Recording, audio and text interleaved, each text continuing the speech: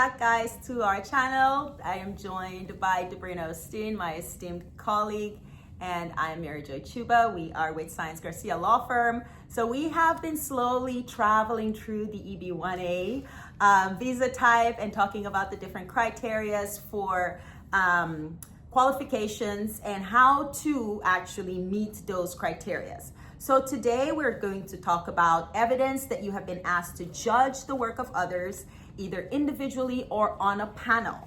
And this is very, very interesting because we have a lot of good tips, and I'm going to kickstart that by just throwing a question at my expert colleague, Dobrina. So Dobrina, can you explain the types of activities that qualify as judging the works of others for this EB-1A visa? Yeah, sure. Actually, judging, I want to say it's probably one of my favorite criteria, just because it doesn't have many limitations. So there is a lot of opportunities and possibilities for people to actually, work on that criteria and provide us with good evidence. Now, in terms of the activities, at least what we've seen with clients is, if you're judging hackathons, that is, it's great. Judging startups, so startup competition, pitch competitions, those are also great. A lot of clients also just prefer to peer review. So that's another great, great opportunity out there if that's what you want to do and that's what you're interested in. Also, I've seen some clients where if you're a member of IEEE, for example, which that goes into membership, but I'll get to my point. So once you become a member, and then if you can get on the membership committee where now you're reviewing applications for senior membership, that could also be considered judging. And similar activities within other organizations. It doesn't have to be IEEE. I'm just using that as an example because I've seen it multiple times. So the thing to remember, though, you have to judge the work of other professionals, and that's the requirement. Basically, your peers, other experts, not the work of students, and not work within or activities within your organization or employer. So. That's good information, because sometimes we've seen, well, I won this award in my company or at a company competition, and I'm like, that's great, but that doesn't qualify. Right. I mean, it's not, obviously there are other places to do it. So for example, if you, let's say, if you are within your organization, your committee, like the hiring committee, and you're interviewing candidates, that cannot be judging, but that can go and can be used for the critical role criteria. So it's not that it's not important, it's just it's not gonna be under judging. Right. So the point here is keep those awards too, because they will be needed, but not for this specific criteria that we're speaking about. So speaking of keeping those documentations, what type of documentations should a client provide to demonstrate that they've judged the work of others? So the most important is that USCIS wants to see that you have actually completed the assignment, whatever that might be. You've done the review, you've judged the hackathon. So for evidence, you have to provide either a confirmation email saying, usually it's something like, thank you for your time for judging X, Y, and Z. Sometimes you get a certificate, and this is usually very common. If you peer review papers, you get a certificate of completion or appreciation, and then at the bottom, they actually say when you did it and what you reviewed, basically. Those two are crucial. Now, invitation to judge are good, but it's not enough. Just because, just because you're invited to do something doesn't mean you did it. We get invited to a lot of things. But USCIS will not be satisfied just with the invitation. Now, if you, let's say, you've provided us with your judging evidence, everything looks great, we file your case, but then you also have things that are coming up, like, after we file your case. So we can use the invitations to show that the field you're active in your field. The field is still interested in in what you do. So we can use that also, the invitations for the final merits analysis, but we cannot use it just to say that you've judged, because that's going to happen in the future. Right. And just to that point too, in terms of evidence, it's always good not just to submit the invitation, right, but also to submit the beginning, the middle, and the end, right? So invitation, you participated. So if it's reviewing, number of reviews submitted or whatever it may be regarding that invitation, and then in the end, either thank you email, as Dobrina mentioned, and or appreciation certificate or certificate of completion or whatever it may be. So it's always good to document and keep this, because as you're working through it for a purpose, right? You can't just come to your attorney and say, well, I qualify, and you have no evidence. So keep your evidence, keep your records. So the next question I have is, how do we determine if a judging opportunity is significant enough for the EB-1A criteria? Yeah, it's a great question, especially given the fact that, this criteria, it's pretty open. I mean, USCIS didn't really specify it has to be, this journal or that organization or this type of hackathon. But they do have limitations. So one of the things that we cannot use for judging evidence is if you judge the work of students.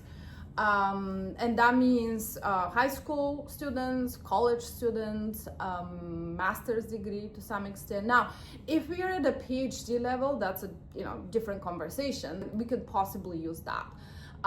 It's just because you have to show that you judge the work of other professionals, and students by definition are not professionals yet. So I would not use that type of evidence for the judging. The other thing is, we also want to see who hosted the judging, how prestigious is the organization that hosted this judging opportunity or hackathon or whatever it is. Obviously, we also want to know if there's any exclusivity element, meaning did you have to submit a proposal to judge, and then you were selected out of, 100 people apply for this judging role, and there were only 20, and you were one of those 20 that was selected. If that's the case, obviously, we do want to document that, and we will require a letter actually from you, basically from the organization, to kind of explain the criteria and how one becomes a judge, for their organization or competition. So these are very, very important. Now, a lot of these organizations, not every organization has any specific criteria for judging. So, but if they do, we want to know about it. Yeah. So it's not a requirement. That's what I'm going to say. It's not a requirement that organization needs to have a criteria, but if they do, we want to know about it. Yeah, because it goes to your case, right? It goes to the fact that out of all these people that applied, you were one of the few selected. It goes to exclusivity, prestigiousness, and the fact that you are an experienced professional in your field. Yeah. Extraordinary.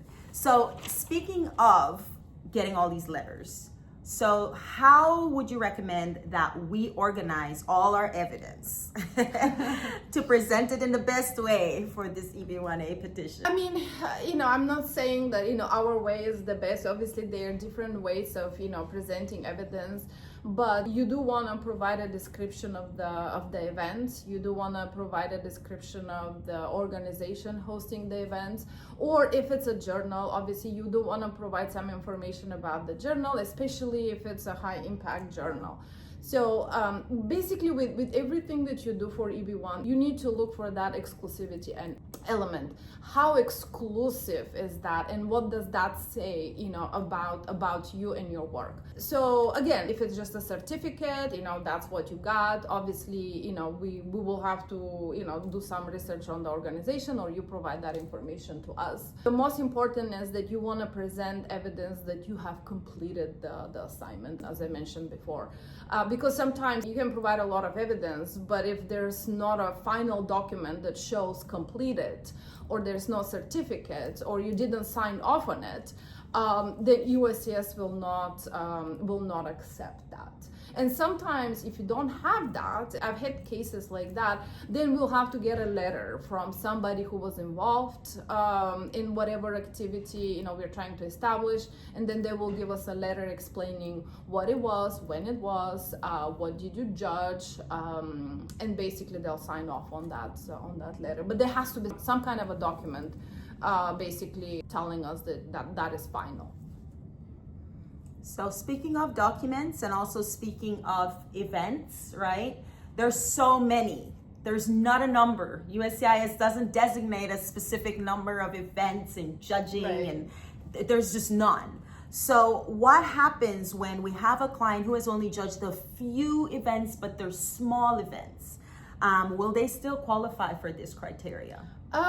Yeah, I mean, you will qualify, but I think the way I look at things, qualification is step one.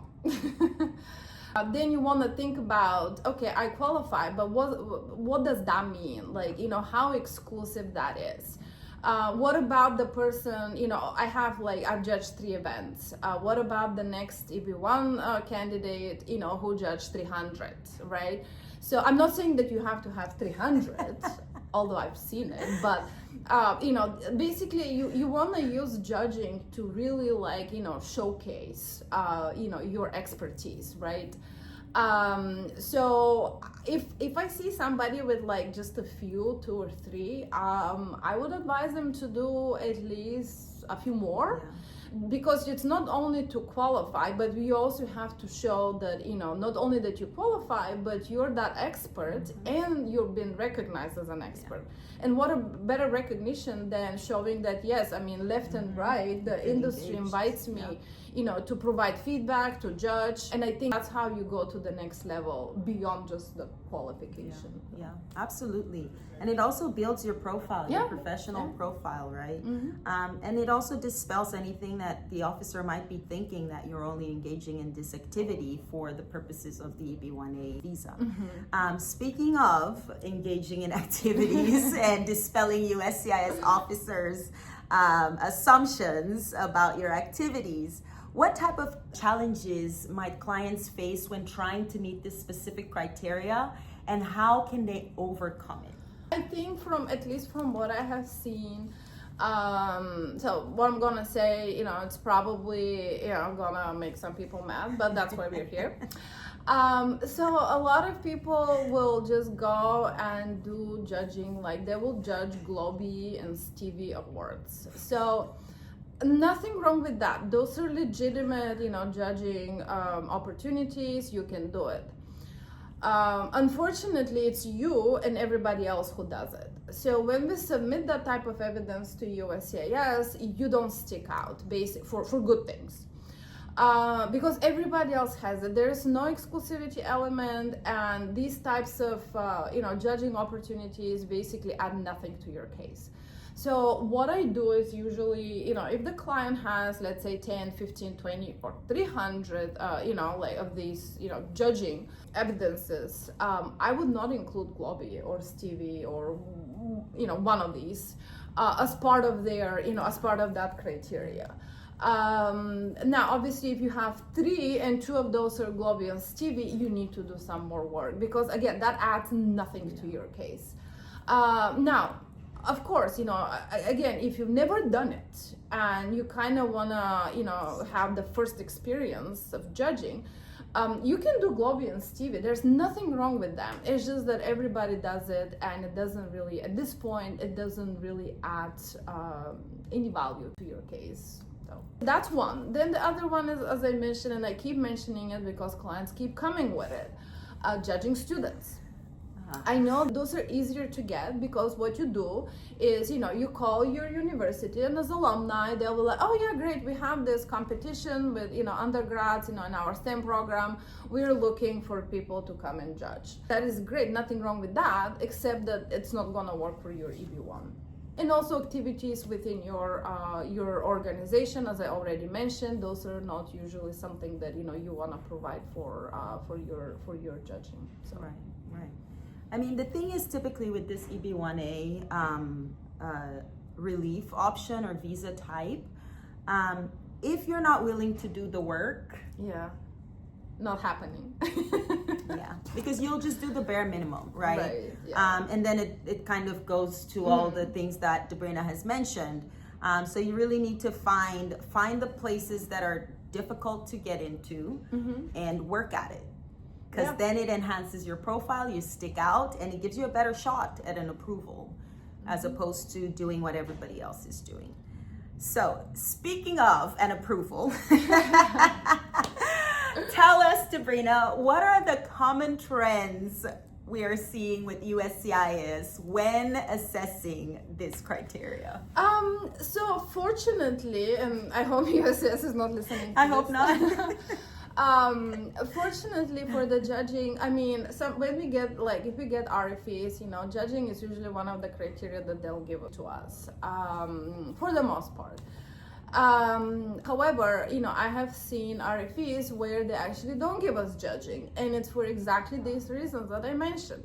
Either you judge students, or you judge your company's activities, or you didn't provide enough evidence to show that you've completed the assignments. I think those are the things that they keep like repeating in these RFEs. I always tell people, like, you know, judging, you want to use this criteria to really, like, you know, to build up, right? Yes, it is only one criteria, but that, you know, if you take it seriously, if you do it right, it's gonna open doors to other opportunities for you to speak at conferences, maybe get, you know, letters of recommendation from people who will be interested in your work. And, you know, what a better option or chance to showcase your expertise and knowledge by, you know, basically judging the work of others. Yeah. So, with this judging field and judging the work of others, the premise is that not any Joe Blow can qualify to judge the work of other experts, right? So you have to be at the top of your field. You have to have some type of trailblazing sort of momentum or some type of influencer status, right? Some notoriety or notability, something like that, right? So when you're thinking about this particular criteria, think about everything that Dobrina has covered in this series. And if you have any questions, or if you would like to find out how you can even start the process, feel free to visit us at www.sciencefirm.com, and we'd be happy to help you. Thank you. Have a good day. Thank you. Bye-bye.